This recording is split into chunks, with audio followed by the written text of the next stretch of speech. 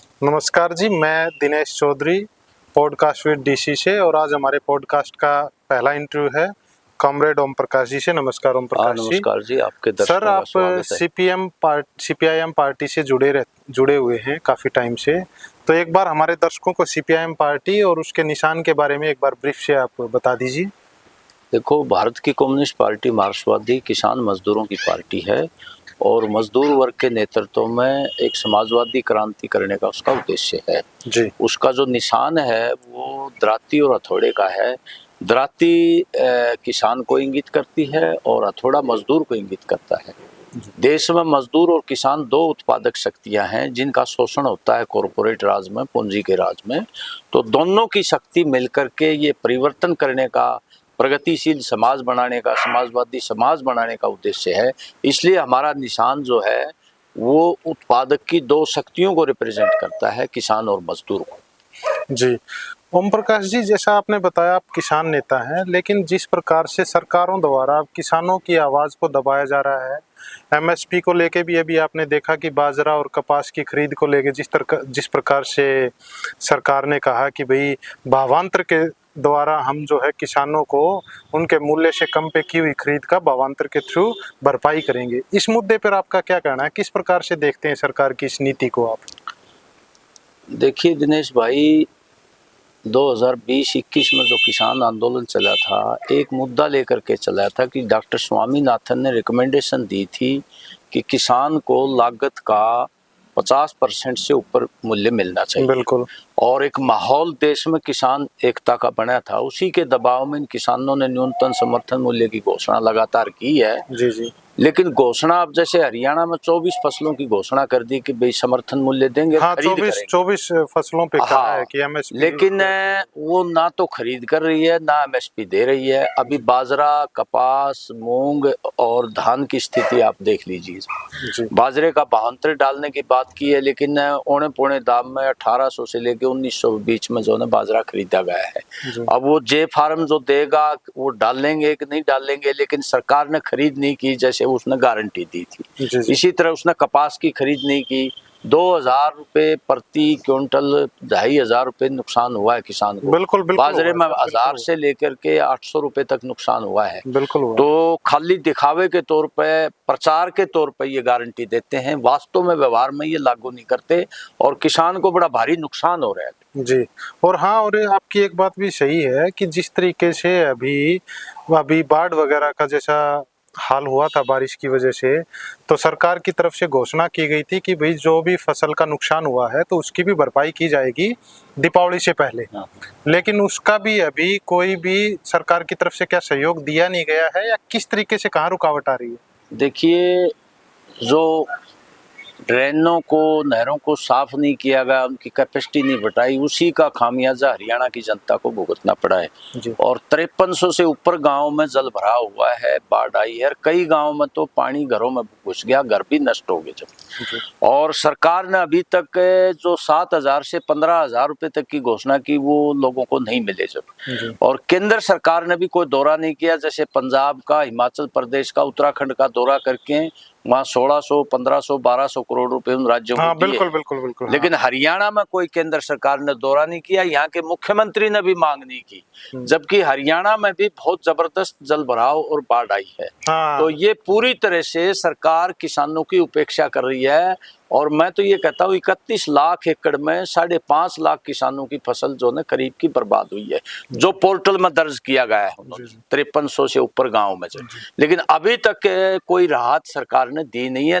अभी तो जल भराव की निकासी भी कई गांवों में बकाया है, जो रबी फसल भी नहीं होगी, नहीं हो पाएगी। तो बहुत भारी नुकसान किसानों को झेलना पड़ रहा है और सरकार बिल्कुल तवज्जो नहीं दे रही है, कोई ध्यान नहीं दे रही। और सर, मैं आपकी बात को एक बार कट करना चाहूँगा। अभी मैं लास्ट टाइम देख रहा था, हंगर इंडेक्स जो भूखमरी में है हमारा देश में, देश की जो पॉपुलेशन है, भूखमरी जिस तरीके से हमारे देश में बढ़ रही है, हमारे देश का स्थान 100 से भी ऊपर है। और हैप्पीनेस इंडेक्स में भी हमारा देश 100 से ऊपर है। मतलब हमारे देश में खुशी और आप समझेंगे भूखमरी इस तरीके से फैली हुई है, उसके बाद भी ये कहा जा रहा है कि हम डेवलपमेंट कंट्री बनने वाले हैं 2047 तक। उसको लेके आप किस तरीके से देखते हैं? प्रधानमंत्री जी बार बार इस मुद्दे को उठा रहे हैं कि 2047 तक देखा जाएगा, हम विकसित हो जाएंगे, लेकिन जहां बीपीएल परिवारों को 80 करोड़ को के आसपास यहाँ पे जो है भारत सरकार द्वारा जो है गरीबों को अनाज दिया जा रहा है, जब 80 करोड़ पॉपुलेशन है और जहाँ कुछ चंद परिवारों को सारा जो है वो दौलत दे दी गई है, सारा एम्प्लॉयमेंट एम्पावरमेंट सब कुछ दे दिया गया, उस पर आपकी क्या राय है? किस तरीके से देखते हैं उसको? देखो, देश में जो है ना गरीबी भी बहुत ज़्यादा है, भूखमरी भी ज़्यादा है, और 80 करोड़ लोगों को जो अनाज दिया जा रहा है 5 किलो प्रति व्यक्ति, तो ये खाली एक तरह से बढ़ा चढ़ा के चीज़ें की जा रही है। जी। हमारी इकोनॉमी अभी भी हमारी इकोनॉमी से अमेरिका की 7-8 गुना आगे है, चाइना की भी 7-8 गुना आगे है। जी। हमारी चाइना तो इवन हमारे जो छोटे छोटे देश हैं उनसे भी हमारी इनकम कम है। इजराइल जैसा देश है और दूसरे देश, इजराइल, सिंगापुर वगैरह से तो काफी अभी पिछड़ापन है जी। और ये सिर्फ एक नैरेटिव दिया जा रहा है कि भाई बहुत विकास हो रहा है और सरकार जो है इसको विकसित देश बनाने जा रही है। अभी इसमें कोई सच्चाई नहीं है। यानी आप कहना चाहेंगे कि एक तरीके से दिखावा है, इसमें कोई वो नहीं, बिल्कुल कोई सच्चाई नहीं। सर, मेरा एक सबसे बड़ा मुद्दा है, जैसे अभी आपने स्टार्टिंग में बताया था कि जो आपकी कम्युनिस्ट पार्टी का निशान आपने बताया था, उससे ही रिलेटेड मेरा एक क्वेश्चन है। मनरेगा का आपने सुना होगा नाम, महात्मा गांधी राष्ट्रीय रोजगार योजना के अंतर्गत मेरा सवाल है। इसमें मैंने देखा है कई गाँव में क्या हो रहा है कि किसान या फिर जो अन्य वर्ग के लोग हैं जो इसमें अपना रजिस्ट्रेशन करवाना चाह रहे हैं, वो न करवा के वहाँ के कुछ दवाबी लोग जो हैं, प्रधानी जो करते हैं, वो कुछ ऐसे उनका नाम लिखवा देते हैं और उनके नाम पे उनके अकाउंट में पैसे डाल के और पैसा हड़प लेते हैं। उसको आप किस तरीके से मुद्दे को उठाते? क्योंकि ये सिर्फ एक गांव में नहीं बता रहा हूं मैं, हर गांव में, और गांव से ही मैंने जो बातें सुनी है वो आपसे मैं पूछना चाहता हूं। इस पे आप किस तरीके से देखते हैं? क्योंकि मनरेगा का पैसा पूरा खाया जा रहा है प्रति व्यक्ति। मैं आपको बता देता हूँ एक बार दर्शकों को कि हरियाणा में प्रति व्यक्ति जो है मनरेगा में 100 दिन की रोजगार गारंटी योजना है, जिसमें 400 रुपये पर डे के हिसाब से मिल रहा है, यानी कि साल का 40,000 रुपये, राइट सर? 40,000 रुपीज मिलना होता है, जो अप्रोक्सीमेटली महीने का 3,500 रुपये बनता है। यानी अगर 3,500 रुपये जो किसान करते हैं, किसानी करते हैं, या जो मनरेगा में रजिस्ट्रेशन करवाते हैं, उनको मिलना चाहिए, लेकिन हकीकत में वो पैसा नहीं मिलता है। मेरे गांव के मैंने कुछ चुनिंदा लोगों ने मुझे बताया कि क्या करते हैं कि लोगों का नाम लिखवा दिया जाता है और उनका पैसा कट कर लिया जाता है। भाई तेरे तू 1000 रख ले, 500 रख ले, 2000 रख ले और बाकी के पैसे हमें दे दे। इसको लेके आप किस तरीके से सरकार को देखते हैं? क्योंकि सरकार कोई एक्शन नहीं ले रही है इस चीज़ पे। सरकार को पता है कि मनरेगा में भ्रष्टाचारी सबसे ज्यादा, क्राइम और करप्शन में इस टाइम हरियाणा सबसे ज्यादा अव्वल उस पे चल रहा है। तो इसको लेके आप एक बार अपना विस्तार से डिटेल बता दीजिए सर। देखो, ये जो मनरेगा का कानून है 2005 में, ये हमारी पार्टी ने विशेषकर जोर दिया था। जी, सरकार में हमारे 62 MP थे और हमने कहा भाई 3-4 काम आप ऐसे कर दीजिए कि हम सरकार में शामिल नहीं होंगे, आपको बाहर से समर्थन करेंगे। बिल्कुल। तो मनरेगा का 100 दिन का काम है, सूचना का अधिकार, आदिवासियों के लिए जमीन जंगल के अधिकार, और 60,000 करोड़ रुपए 2008 में किसानों के और मजदूरों के जो ने बेव किए थे, माफ किए थे। जी। ये हमारा ही दबाव था। लेकिन सरकार, पहले की सरकारों ने कुछ दिन काम किया इसमें, लेकिन अब ये सरकार तो इसको चलाना ही नहीं चाहती। बिल्कुल। मोदी जी जब 2014 में आए थे तो उन्होंने एक भाषण दिया था पार्लियामेंट में कि 70 साल के बाद कांग्रेस ने ये गड्ढे खोदने का कार्यक्रम किया है, अगर ये लोग नहीं मानते तो मैं भी ढोल बजाता रहूंगा।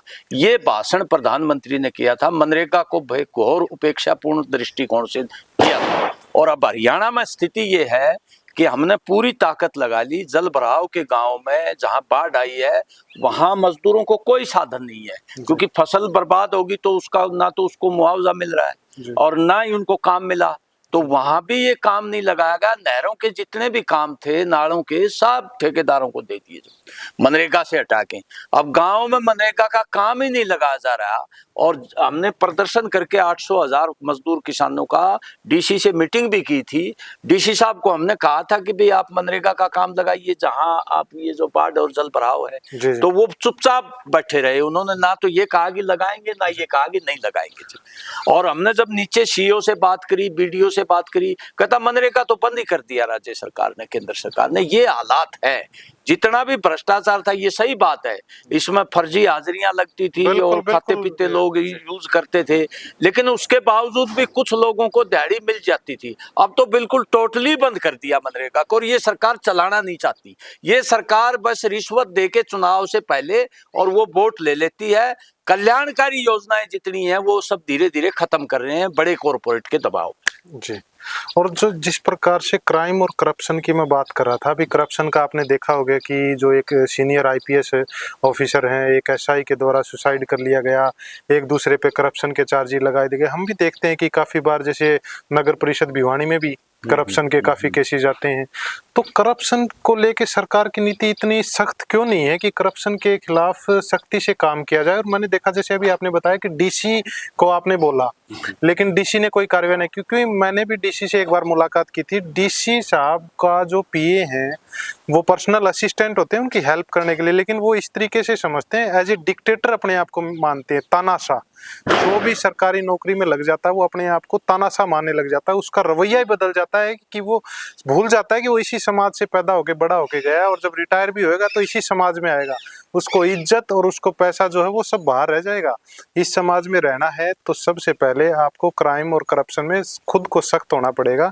एक बार इस पे आप अपनी राय बता दीजिए सर, कि जो करप्शन के जो चार्जेस लगे हैं, सरकार इस पे कठोर नीति क्यों नहीं बना रही है कि भाई जो भी करप्शन करता है उसको दखल कर दे, बर्खास्त कर दे इस तरीके से? जी, जिस देश की बुनियाद ही चुनाव में इतने ज्यादा अनाप शनाप के पैसे खर्च करने की हो, बिल्कुल, वहाँ करप्शन को दूर करना खाली एक नैतिक भाषण देने वाली बात है। घोर भ्रष्टाचार है और महकमों में भी खूब भ्रष्टाचार है। अभी 2023 में कपास का बीमा किया था, एक छेमा कंपनी आई थी, उसने 350 करोड़ का फ्रॉड कर दिया किसानों के साथ, सैटेलाइट इमेजिंग के माध्यम से क्रॉप कटिंग को दूर करके, और सरेआम मतलब फ्रॉड कर दिया, और बड़े अफसर उसमें शामिल हैं।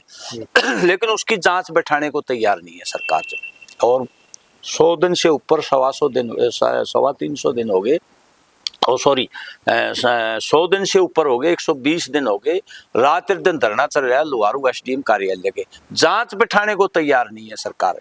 तो सरकार जो है भाषण ये देती है कि हम जीरो टॉलरेंस पर भ्रष्टाचार को स्वीकार करते हैं, जबकि घोर भ्रष्टाचार है सभी महकमों में, और रोजाना पकड़े भी जाते हैं। कोई पटवारी पकड़ लिया, कोई तहसीलदार पकड़ लिया, रोजाना कोई थानेदार पकड़ लिया, लेकिन भ्रष्टाचार कम नहीं हो रहा बल्कि बढ़ ही रहा है। और सरकार भ्रष्टाचार को दूर करने के प्रति कोई कृत संकल्प नहीं है, भाषणों में है, व्यवहार में नहीं है। बिल्कुल, आपकी बात से ये लग रहा है कि सरकार तानाशाही डिक्टेटरशिप के मोड में आ गई, जिस प्रकार से अंग्रेज करते थे हुकूमत। बिल्कुल। तो अगर इस प्रकार से अगर सरकार नहीं सुनेगी तो फिर किसान कमेरे मजदूर आदमी की आवाज को दबाया जा रहा है पूरे तरीके से। अब देखिए कहाँ सुन रही है, देखो ना तो फसलों को खरीद रही है, ना जल भराव की स्थिति को ठीक कर रही है, ना आगे की कोई योजना बना रही है, ना मजदूरों को काम दे रही है। भवन निर्माण के मजदूरों के रजिस्ट्रेशन खत्म कर दिए, वो साइटें बंद कर दी। तो सरकार तो कोई सुनवाई नहीं कर रही है। अब टाइम भी 8 घंटे की बजाय 14-14 घंटे कर दिए। स्थिति ये है। यहाँ इंडस्ट्रीज हैं, कोई लेबर लॉज लागू नहीं है, लेबर लॉज ही चेंज कर दिए। पूरा कॉर्पोरेट को लूटने का एक अवसर दे रही है सरकार, और लोगों को जाति और धर्म पर बांट के चुनाव जीत जाती है और नैरेटिव पेश कर देती है। बड़ा मीडिया उसको सपोर्ट करता है। बिल्कुल। और इस पे जो अभी चुनाव आयोग की तरफ से एसआईआर जो लाया गया है, स्पेशल इंटेंसिव रिवीजन, तो इस पे आप इसको किस तरीके से देखते हैं? क्योंकि मैंने देखा है कि चुनाव आयोग जो है बीएलओ के थ्रू जब कोई अपना नया कार्ड बनवाता है, वोटिंग कार्ड, तो उसमें मैंने देखा है कि कई बार तो वोटिंग डबल बना दिए जाते हैं, कई बार एक ही एड्रेस पे काफ़ी सारे वोटिंग जो हैं वो नंबर रजिस्टर्ड कर दिए जाते हैं, कई बार फोटो क्रॉप करके या कुछ उसमें चेंजमेंट करके वो सब एडजस्ट करके कर दिया जाता है। तो उस पे SIR को लेके आप किस तरीके से देखते हैं चुनाव आयोग के कदम को? देखिए, देखो, जो है मतदाता सूची का निरीक्षण तो देखो होना चाहिए। जो जिनकी डेथ होगी उनके नाम हटने चाहिए। कोई बिल्कुल बिल्कुल ट्रांसफर हो गया, कोई लड़की की शादी होगी, वहाँ उसकी हाँ, दो जगह पे उनका जगह पर नहीं रजिस्ट्रेशन हो होना रखा है जी। लेकिन चुनाव आयोग की जिस तरह अपॉइंटमेंट हुई है चीफ इलेक्शन कमिश्नर की जी, पहले सुप्रीम कोर्ट का जज, चीफ जस्टिस और प्रधानमंत्री और विपक्ष का नेता, 3 आदमियों की कमेटी थी। वो चुनाव आयोग के जो मुख्य चुनाव आयुक्त थे या दूसरे थे उनकी अपॉइंटमेंट करते थे। अब पार्लियामेंट में बिल पास करके बहुमत के बल पर वो सरकार ने ये ले लिया, जब सुप्रीम कोर्ट के चीफ जस्टिस को हटा दिया। बिल्कुल बिल्कुल। वो अपनी मनपसंद का जो है चुनाव आयोग बना रहे हैं। उससे ये आशंका लोगों की पैदा करेगी कि भाई ये मन मर्जी से वोट कटिंग करेंगे और विदेशी घुसपैठ के नाम पर, जबकि कोई ज्यादा घुसपैठ नहीं है अगर वास्तव में देखा जाए तो, लेकिन बांग्लादेशी कह करके ये लोगों के दिमाग को जो ना हिप्नोटाइज करते हैं और जो मतदाता विपक्ष को वोट देना चाहता है उसको छांट के काट रही है। अब बिहार में यही किया इन्होंने, 62-65 लाख वोट जो है इन्होंने काट दिया क्योंकि वो विपक्ष को दे रहा था। तो ये बाकायदा एक सुनियोजित तरीके से डेमोक्रेसी को कमजोर करने के उद्देश्य से रूलिंग पार्टी को फायदा उठाने की वजह से चुनाव आयोग का दुरुपयोग कर रहे हैं, क्योंकि उनके हाथ में आ गई। और आप देखिए बिहार में जो है चुनाव आचार संहिता लगने से पहले घोषणा कर दी, एक किस्त जो है 10,000 रुपए की जो है वो पहले डाल दी, चुनाव आचार संहिता लगने के बाद दूसरी किस्त डाल दी। चुनाव आयोग कुछ नहीं कर पा रहा है, लोभ लालच दे करके। पहले यही कहते थे कि रेवड़ी बांट के वोट लेता है विपक्ष, अभी इन्होंने क्या बांटा है देखो किस तरह से 1 करोड़ 21 लाख महिलाओं को भ्रमित करके लोभ लालच में ला करके वोट लिया है। तो ये पूरी तरह से डेमोक्रेसी और चुनाव प्रणाली को ही धत्ता बताते हुए तानाशाही की तरफ बढ़ रहा है मामला। आपकी बात में बिल्कुल सच है कि प्रधानमंत्री जी ने खुद कहा था कि फ्री बीज, जो रेवड़ियां जिसे बोलते थे, कि रेवड़ियां नहीं बांटनी है। लेकिन अभी हमने देखा, जैसे भी आपने बताया, कि 10,000 रुपये जो है बिहार चुनाव से पहले एक किस्त उनको डाल दी गई, जिससे चुनाव काफ़ी इफेक्ट हुआ। और मैं आपको बता दूं, सर का जो मुद्दा है, सर ने बताया कि पहले जो चीफ इलेक्शन कमिश्नर सेलेक्ट होते थे उसमें एक चीफ जस्टिस होता था, लेकिन अब क्या है, उनको सिलेक्ट करने का क्राइटेरिया बदल के प्राइम मिनिस्टर और एक होम मिनिस्टर और एक अपोजिशन लीडर है। अब जहां 2 की वोटिंग हो जाती है वहां तीसरा बंदा कर भी क्या लेगा, राइट जी। तो सर मैं आपसे पूछना चाहता हूं इसके बाद, जिस तरीके से भिवानी में हम अपने क्षेत्र की बात करते हैं, भिवानी, लोहारू, बाडा, जोई, डिगावा, इस तरफ के एरिया की अगर हम बात करें, जैसे अभी हालिया में 2-3 घटनाएं हुई हैं, उस पे मैं आपसे कुछ पूछना चाहूंगा जी। मनीषा हत्याकांड पे को आप किस तरीके से देखते हैं और क्या कहना चाहेंगे? क्योंकि पुलिस की जो थ्योरी और जो CIA स्पेशल जो CIA जो है सेंट्रल इन्वेस्टिगेशन एजेंसी, उस पे मैं आपसे पूछना चाहूंगा कि उन्होंने केस की धारा को ही घुमा दिया और इसको एक बड़ा आंदोलन तो बना दिया, लेकिन उसकी तह तक नहीं पहुंच पाए हैं अभी तक। इसको आप किस तरीके से देखते हैं? और हाँ, एक सेकंड, जैसे अभी आपने बताया गोदी मीडिया का नाम लिया सर ने, अब मैंने देखा है जर्नलिज्म में पहली बात तो लोगों को वो पढ़ाई तो करते नहीं, उनको एथिक्स ही नहीं पता। जर्नलिज्म के अपने एथिक्स होते हैं, आप बिल्कुल सिंसियर तरीके से ही क्वेश्चन पूछ सकते हैं, आपको अग्रेसिव नहीं होना। अभी मैं देखता हूं कि कई जो बच्चे नए युवा भी हैं और 2-3 जो बड़े नाम भी हैं, वो माइक को आगे ऐसे अड़ा के और वो उनसे जानबूझ के कुछ ना कुछ उगलवाते हैं और उसको एक मुद्दा बना देते हैं।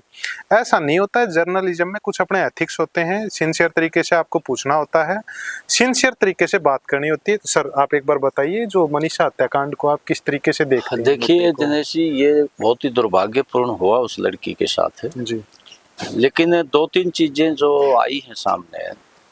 एक तो वो दवाई उसने खरीदी है, CCTV कैमरे में भी आया है, बिल भी कटा हुआ है जो सिंघाड़ी की दुकान से जो जी जी। और दूसरा वही पॉइजन जो ना रिपोर्ट में आई है, भिवानी की रिपोर्ट थी डॉक्टरों की, रोहतक की रिपोर्ट थी, अभी उसको डिस्क्लोज नहीं किया है एम्स की रिपोर्ट ने डिस्क्लोज। हाँ, राइट।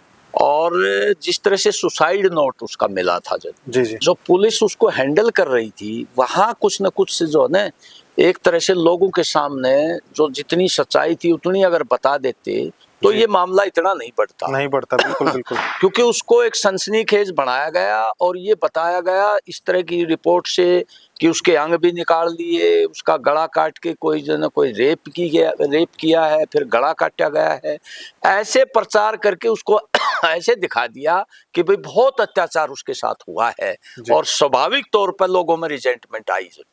लेकिन जिस तरह पुलिस ने जांच की है, आपका उसकी भी पुष्टि की है पुलिस ने कि भाई हैंडराइटिंग उसकी है, हाँ मैच किया है लड़की की, और उसके फादर के भी साइन करवाए हैं, और फिर पॉइजन भी वही आया है जो कपास में डालने वाली दवाई थी, स्प्रे वगैरह की। तो इससे लगता है कि कोई सुसाइड उस लड़की ने किया है और जानवरों ने, कुत्तों ने उसकी बॉडी को नोचा है। अच्छा। लेकिन एक बात जिसकी वास्तव में जांच होनी चाहिए थी जी, वो ना सीबीआई कर पा रही है, ना पुलिस ने उसकी की, कि उसको जबरदस्ती दिया जहर या उसने खुद लिया, उसकी वो खुद चल के गई या उसकी डेड बॉडी वहां फेंकी, ये रहस्य अभी भी पड़ा हुआ है। इसकी ना तो प्रॉपर जांच पुलिस ने की, ना सीबीआई करेगी। सीबीआई भी अल्टीमेटली मुझे जो लगता है जो पुलिस ने थ्योरी दी है उसी पर जाके सीबीआई ये देगी कि ये सुसाइड है। और जिस तरह का घर में तनाव था उससे पहले, और जिस तरह से घर में लड़की के साथ पढ़ाई को लेकर के, उसके भविष्य के लोग लेकर के जिस तरह का तनाव था, उससे वो तनाव में भी थी लड़की। जब वो बताते हैं कि खाना खा के नहीं आई उस दिन, जिस दिन ड्यूटी पे आई थी वो 11 तारीख को, और शाम को भी ये लग रहा था कि भाई वो लड़की, उसका फादर खुद सिंघानी घूम रहा था, तो एक आदमी ने पूछा भाई क्या बात है, इतनी क्यों चिंता कर रहे हो, कहीं रिश्तेदारी में गई होगी। बोले हमें चिंता इस बात की है कि वो बगैर खाना खाए आई है लड़की, कहीं ऐसा कोई अनहोनी घटना ना कर दे, इस तरह की आशंका उसने जाहिर की थी। ये सबको नहीं मालूम है, कुछ लोगों ने हमें बताया सिंघानी में। लेकिन अब इसकी सच्चाई वास्तव में, इसकी ये क्या किया, इसका डेड बॉडी फेंक की या खुद गई, इसकी जांच ना तो पुलिस ने की और ना ही मतलब सीबीआई करेगी। अब तो इसको सुसाइड केस ही बना के रख दिया। और सर मैं आपकी बात को काटना चाहूंगा, जिस तरीके से पुलिस वालों का बिहेवियर था जब स्टार्टिंग में रिपोर्ट कराने गए उसके फादर, लड़की के पिता, देखो एक पिता पे क्या गुजरती है जब उसकी बच्ची के साथ कोई अनहोनी घटना घटती है। तो पुलिस वालों का रवैया, जो मैंने अभी आप और हम बात कर रहे थे डिक्टेटरशिप की, तानाशाही की, क्योंकि एक बार ये सोचते हैं लग गए तो लूट लो और अपनी चलाओ। जिस तरीके से उसके पिता को बोला गया कि आ जाएगी 1-2 दिन में, हमने बहुत ज्यादा ऐसे केस देखे हैं। इसको लेके आपको लगता नहीं है कि पुलिस प्रशासन को सख्त एक्शन लेना चाहिए? सिर्फ सस्पेंड करने से कुछ नहीं होगा, क्योंकि उनकी मानसिकता वैसी बन गई है। आप समझिए बात को मैं क्या कहना चाहता हूँ, उनकी मानसिकता वैसी बन गई है। अगर वो आज सस्पेंड हो गए हैं, 2 दिन बाद, 10 दिन बाद, 2 साल बाद वो वापिस से ड्यूटी में आएंगे, वो फिर से ऐसे ही बिहेव करेंगे। तो इसको लेके कुछ ऐसा लगता नहीं कि आपको कि कोई सख्त एक्शन लेना चाहिए? ऐसा है जी, ये बहुत ही कोताही थी पुलिस की, और इसमें सेंसिटाइज होना चाहिए, तुरंत एक्शन करना चाहिए। ये आमतौर पर मोनोटोनस मानते हैं, हम तो रोजाना जाते हैं। जी जी बिल्कुल। किसी चीज को, ये व्यक्तियों पर भी निर्भर करता है। कोई व्यक्ति इंचार्ज है, सच्चो वो सिंसियर है, तो वो थोड़ा सा तवज्जो दे देता है। बाकी तो जर्नल ये ट्रेंड है, और इस ट्रेंड के लिए कहीं न कहीं उनको फिक्स किया जाना चाहिए। बिल्कुल सही है कि अगर उन्होंने कोताही की है तो उनको जो है जरूर उनको जो है सख्त एक्शन लेना चाहिए, ताकि दूसरों को भी ये दिखाई दे कि भाई ये जो लापरवाही है, या हम किसी चीज को गंभीरता से नहीं लेते। कोई आदमी आया है चल के और उसके जो बता रहा है उसके साथ हम कोऑपरेट नहीं करते, तो ये जरूर कार्रवाई होनी चाहिए, ताकि हमारी पुलिस जो है वो सेंसिटाइज रहे, हर घटना को गंभीरता से ले। तो ये बिल्कुल सही है कि वो एक्शन करना चाहिए, उनको बचाया नहीं जाना चाहिए। और सर मेरा एक जो मेन महत्वपूर्ण क्वेश्चन है वो ये है कि अभी जिस प्रकार से हम देखते हैं कि सरकार द्वारा महिला सरपंचों की भी, जिस तरीके से महिला सरपंचों को भी अपने पद मिलने लगे हैं, लेकिन जो सरपंची है उनके या तो हस्बैंड करते हैं, या उनका बेटा करता है, या उनके ससुर करते हैं। इसको लेके किस प्रकार से आप सोचते हैं? क्योंकि अगर कोई लेडीज किसी पोस्ट पे है और उसका हस्बैंड उस पोस्ट को वेरीफाई करे, तो ये कहीं ना कहीं जनता के साथ भी खिलवाड़ है। इसको लेके आपका क्या? बिल्कुल सही है, जब तक जागरूकता ना आएगी, जब तक संगठन के तौर पर महिला सशक्तिकरण नहीं होगा तब तक ये चलेगा। अभी देखिए आप, चाहे वो सरपंच है, चाहे नगर परिषद की चेयरमैन है, चाहे जिला परिषद की चेयरमैन है, ज्यादातर हमारे नगर परिषद में तो वो हमारे जो चेयरमैन जनप्रतिनिधि वही नजर आते हैं। बिल्कुल, वो चेयरमैन तो कभी भिवानी में नजर नहीं आती, ना वहाँ कुर्सी पे बैठती। तो ये बिल्कुल एक तरह से यूं कह लीजिए कि उनकी अज्ञानता, जागरूकता का भाव में वो एक तरह से उसकी जगह काम कर रहे हैं। इसका ज्यादा फायदा महिलाओं को मिला नहीं। इसका ज्यादा फायदा तभी मिलेगा जब ये जागरूकता बढ़ेगी और खुद महिलाएं आगे आकर के अपनी जो रिस्पॉन्सिबिलिटी है उसको लागू करेंगे। जब तक महिलाएं अपनी रिस्पॉन्सिबिलिटी नहीं समझेंगी, तब तक ये इस तरीके से बदलाव नहीं होगा। और इस समाज को भी सोचना चाहिए, एक अच्छे पढ़े लिखे को और एक अच्छे सिंसियर को ही वोट करें। मेरी आपसे वो। और सर, एक आखिरी सवाल के साथ मैं आपसे पूछना चाहूंगा कि भिवानी में किस प्रकार से आप देखते हैं कि बीजेपी के कार्यों को, बट हम देखते हैं कि पोल्यूशन के मामले में, रोड इंफ्रास्ट्रक्चर के मामले में, और जैसे दूषित पानी से रिलेटेड भी प्रॉब्लम काफ़ी रहती हैं। तो ये किस प्रकार से आप देखते हैं कि सरकार क्यों इन मुद्दों को नहीं देख पा रही और काम करवा पा रही है ग्राउंड लेवल पे, क्योंकि पोल्यूशन एक बहुत बड़ा मुद्दा बनता जा रहा है। देखिए दिनेश भाई, ऐसा है कि एक तो महकमे खत्म कर दी सरकार जी, ना तो वहाँ पूरा स्टाफ है, ना अधिकारी है। जैसे आपका जन स्वास्थ्य अभियांत्रिक विभाग है, इसी तरह इरिगेशन का विभाग है। अब आप ये देखो कि पानी निकासी के लिए मशीनें और पाइप नहीं है इनके पास। वो एक महाराज बांट रहा है पाइप से, रामपाल महाराज। जी, हाँ, मैंने इनके पास जो है तुरंत खरीदने के लिए इन्होंने पैसा नहीं दिया। इसी तरह जन स्वास्थ्य विभाग में जो है कह रहे हैं अब 50-40 साल पुरानी ये लाइनें होगी पानी की। सीवरेज और पानी की लाइनें मिली हुई है। 80% शहर के लोग गंदा पानी पीने में मजबूर हैं।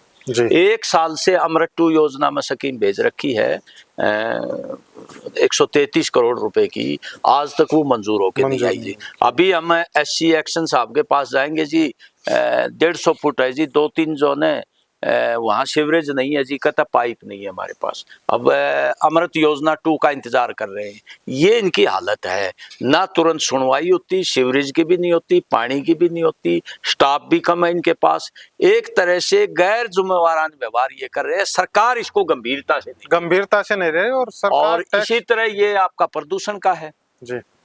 मतलब गंभीरता से अगर प्रशासन जनता के सहयोग से काम करे तो प्रदूषण भी कम किया जा सकता है और इन चीजों पर कंट्रोल किया जा सकता है। लेकिन वो ना तो प्रशासन इतना गंभीर, ना सरकार गंभीर, उसका खामियाजा आम लोगों को भुगतना पड़ रहा है। अब देखिए ना, टैंकों की सफाई नहीं होती वहाँ, काफी दिन से नहीं हो रही, और ना ही क्लोरीन वगैरह का शुद्ध होता है ये पानी। तो मैं कहता हूँ 80% लोग गंदा पानी पीने पर मजबूर है। और देश की इतने साल की आजादी के बाद, 70 साल की आजादी के बाद पीने का शुद्ध पानी ना मिले, और दूसरी तरफ कहते 2047 में विकसित भारत, यही मेरा बात ये बड़ी विडंबना है जी, बहुत ही दुर्भाग्यपूर्ण है। और इन मुद्दों को अगर कोई उठाए तो उसको बाईपास कर दिया जाता है। जाति और धर्म के मुद्दे ऊपर आ जाते हैं, जीवन से जुड़े हुए मुद्दों को डाइवर्ट करने का एक हथियार बना दिया। बिल्कुल।